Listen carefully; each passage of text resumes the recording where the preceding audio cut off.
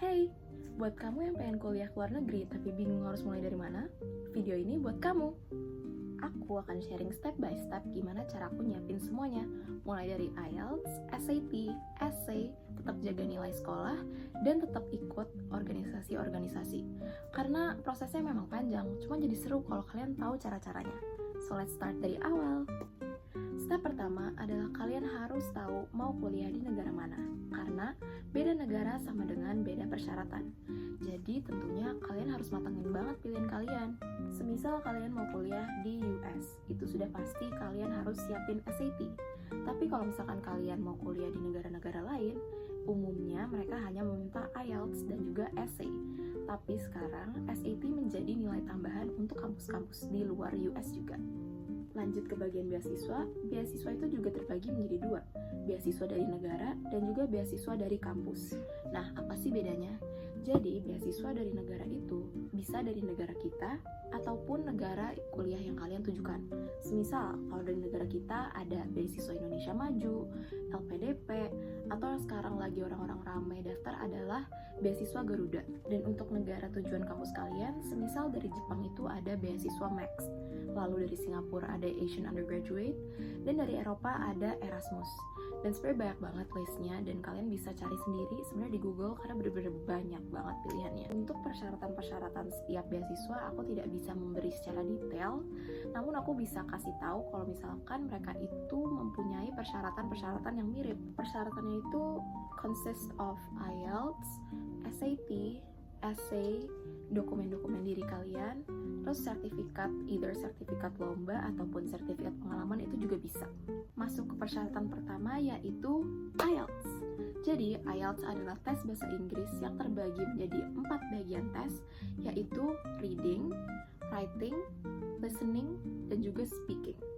Jadi dia tuh kayak basic English test yang bisa ngetes atau ngukur level proficiency bahasa Inggris kita tuh di mana gitu. Kalian bisa milih untuk mengerjakan IELTS dengan dua cara. Yang pertama adalah computer based test dan yang kedua adalah paper based test. Nah, kalau computer based test ya kalian ngerjain di komputer, kalau paper based test kalian nulis pakai tangan. Dan aku milih paper based test karena aku anaknya lumayan old school, jadi aku lebih cepat kalau nulis dibandingin ngetik. Jadi balik lagi itu menjadi pilihan kalian karena kalian yang tahu kalian nyaman ngerjain gimana. Inti dari tes IELTS adalah kita harus teliti. Itu menurut aku penting banget untuk kalian bisa mencapai target nilai kalian. Pada umumnya kuliah-kuliah kampus-kampus itu minta nilai di atas 6,0 ataupun 6,5. Itu biasanya kayak batas paling minimumnya IELTS yang diterima oleh kampus. Dan waktu itu tuh target aku 7,5 ataupun 8 dan alhamdulillah dapet 7,5. Menurut aku tesnya tuh nggak yang terlalu susah, cuman emang beberapa bagian itu lumayan struggle. Oke, aku akan spill dikit. Kalau misalkan reading itu sebenarnya kayak kalian kayak baca banyak banget cerita dan kalian harus jawab pertanyaan-pertanyaan yang berkaitan sama teks-teks yang lumayan panjang itu. Jadi sebenarnya itu kayak agak capek aja pas ngerjain, tapi for me it's fine. Terus yang kedua itu listening itu strength aku, jadi aku ngerjain tuh cukup oke, dan emang nilainya paling di antara 4 itu nilainya paling mantap. Jadi kayak listening itu audio diputar dan kalian tuh sambil ngejawabin pertanyaannya. Triknya adalah kalian harus bener-bener clear your ears, karena kayak beda S ataupun gak pakai S aja itu ngaruh ke nilai kalian. Jadi kalian harus bersihin telinga kalian sebelum tes kalian. On to the third, which is writing. Oke, jadi writing ini kebelah menjadi dua, which is yang pertama itu kita harus deskripsiin grafik ataupun tabel, dan itu tuh 150 kata. Dan yang kedua adalah semacam narrative text, jadi itu tuh ada 250 kata.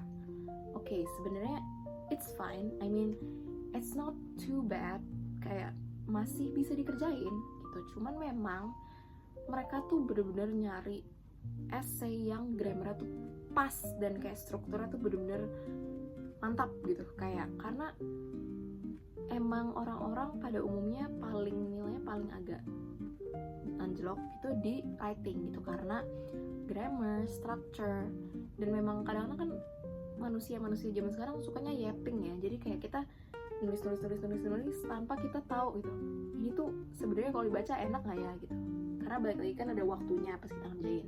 Kadang-kadang juga kita bisa panik dan pengen buru-buru selesai gitu. Tapi triknya adalah kalian harus structurize dulu sebelum kalian ngerjain, dan pas nulis pun kalian harus benar-benar tahu ini tuh pas gitu sama apa yang kalian deskripsiin. Karena kalian tidak harus pakai grammar yang mewah ataupun yang kayak benar-benar technical banget gitu, tapi kalian harus memilih kata-kata yang benar-benar tepat. Yang terakhir adalah speaking ini kayak semacam interview one-on-one sama native speaker yang ngebicarain tentang topik yang mereka kasih gitu, dan topiknya tuh nggak pernah sama. Jadi kita nggak bisa nih, misalkan kita nanya teman kita, tadi topik lo apa gitu, pasti beda gitu. Jadi emang setiap orang tuh dikasih topik-topik yang beda, dan kalian harus elaborate jawaban dari pertanyaan-pertanyaan yang mereka kasih. The trick is don't be nervous, stay calm, and just answer like normal how you do in your daily life gitu. Karena semakin ngalir obrolan, semakin nilainya kalian akan bagus. Lanjut ke step berikutnya, which is SAT. Jadi SAT adalah standardized test dari Amerika yang sekarang menjadi tes opsional atau persyaratan opsional buat kampus-kampus di negara lain juga. Saran dari aku untuk kalian yang mau ikut SAT adalah latihan, dan juga latihan. Karena di Google tuh udah banyak latihan-latihan untuk SAT, dan menurut aku itu cara paling ampuh untuk kalian bisa prepare diri kalian sebelum kalian ngerjain SAT. Next adalah bagian yang paling bikin overthinking, which is motivational letter atau essay. Jadi ini tuh salah satu dokumen yang aku cukup lama siapinnya, karena kayak ngulang lagi biar pas bikin motivation letter itu harus jujur tapi tetap rapi. Jadi kayak kalian harus ceritain apa yang kalian bawa dari diri kalian, kenapa kamu tertarik sama jurusan itu, kenapa kamu pilih kampus dan negara itu, dan apa tujuan kalian ke depannya tuh. Dan menurut aku meminta feedback dari guru, teman-teman itu salah satu yang cukup ngebantu. Dan kalau misalkan kalian punya mentor study abroad gitu, kalian bisa minta tolong. Basically it's like pouring out what's in your heart about why you're willing to study abroad. Lanjut, bagian berikutnya adalah mempertahankan nilai kalian. Ini mungkin struggle yang lumayan umum dirasakan oleh anak-anak kelas 12. Karena kalian harus mempertahankan nilai kalian, tapi juga sambil daftar-daftar perguruan tinggi. Tapi tenang aja, I was once in your position, I know what you feel. And mungkin emang kadang kerasa bakal draining banget gitu, dan kalian kayak, aduh gitu kapan selesainya gitu. Tapi guys, it was so fun. Karena to be honest, I kind of miss those moments. You don't have to be like me, tapi I can tell you a few tricks on how to manage your time wisely while being able to study for school, but also having time for your preparation for going abroad. So, aku tuh biasanya sore itu belajar untuk pelajaran yang di sekolah, dan malam itu aku belajar untuk IELTS ataupun SAT. Dan jujur itu lumayan efektif, dan jadinya tuh aku tuh bisa kayak bagi otak aku gitu loh, yang satu tuh buat pelajaran-pelajaran sekolah, satu tuh buat persyaratan-persyaratan kuliah. Dan ini tuh bukan pilihan ya guys, karena beasiswa-beasiswa itu juga ngeliat dari nilai-nilai rapot kalian gitu, bukan cuma semata-mata dari SAT, IELTS ataupun essay. Jadi kayak misal nih kalian IELTS-nya benar-benar sempurna, SAT-nya sempurna, terus essay-nya bagus banget, tapi nilai rapot kalian anjlok gitu karena kalian nggak mikirin sama sekali, ya itu bakal jadi pertimbangan yang cukup besar gitu buat mereka. So have it all in a balanced way so that they would actually consider you and they know you're capable of being chosen as a student for their campus. Next, saran dari aku dan yang lumayan penting adalah jangan cuma daftar ke satu kampus, tapi kalian harus banget daftar ke beberapa kampus to keep your options open. Dan sayang banget kalau misalkan kalian udah susah-susah nyiapin IELTS SAT, tapi kalian cuma pakai untuk satu kampus. Jadi untuk dokumen-dokumen yang kalian harus persiapkan itu ada lumayan banyak ya, jadi aku akan tulis ini dan aku juga akan bacakan. Jadi ada scan pasport, scan KTP, scan kartu keluarga, scan akte, recommendation letter dari 2 guru, transkrip nilai, scan rapot, ijazah, atau kalau misalkan kalian belum terima ijazah berarti pakai SKL dulu atau surat keterangan lulus. Lalu ada motivational letter, IELTS, SAT, dan yang optional ada CV. Dan yang terakhir adalah sertifikat prestasi dan juga surat organisasi. Akhirnya setelah melalui banyak banget riset dan juga pertimbangan, aku memutuskan untuk berkuliah di APU Ritsumeikan, Japan. Sebenarnya aku tuh milih Jepang mungkin karena aku ngelihat mama tuh dulu tinggal di Jepang dan aku juga pengen gitu ngerasain kehidupan di Jepang tuh kayak apa sih. Dan aku ngerasa kayak emang ada emotional attachment sama negara itu, dan aku ngerasa ada yang harus aku kejar dan aku lanjutin di sana.